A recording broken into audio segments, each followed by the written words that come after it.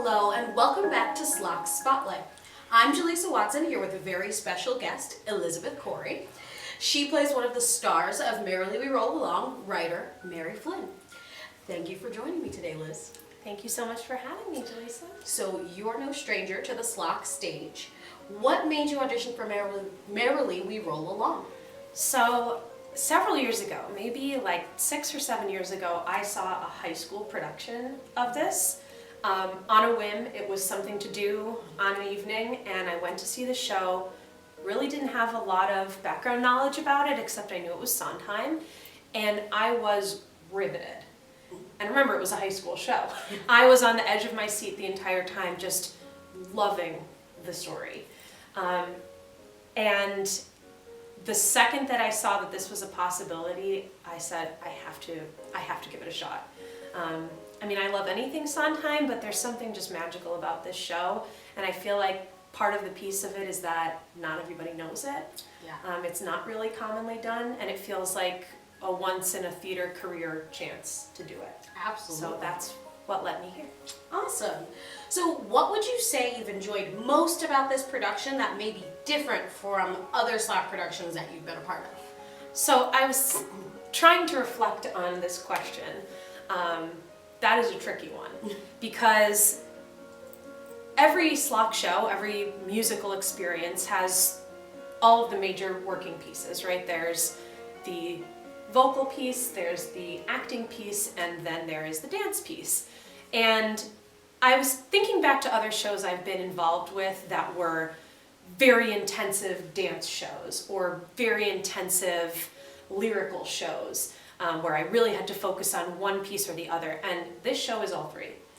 There's, in terms of preparedness for the show, it has been 100% dancing, 100% singing, and 100% acting. And it's been very complicated, but I've loved that challenge. Something that I missed during quarantine, during the time when theater was, and maybe we'll talk about that later, but during the time when theater was not happening, was being able to put myself into something 100%. So I've loved that piece of this. Amazing. So putting together a big show during a pandemic seems like it would be challenging. Can you describe how this affected the process? Did you feel safe? I felt safe 100% of the time. I felt as though our cast and crew were extremely conscientious about all of SLOC's protocols, and I felt as though everybody had in the back of their head throughout the entire rehearsal process that it was important to make healthy choices, make safe choices, so that they could be part of our production every single night that we were rehearsing.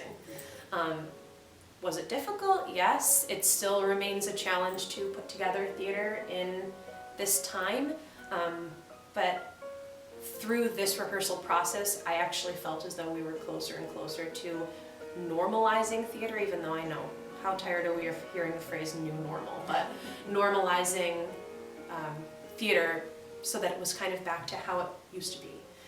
That's how I felt the last few weeks of our rehearsal. Really felt like, oh man, this is exactly what it always was.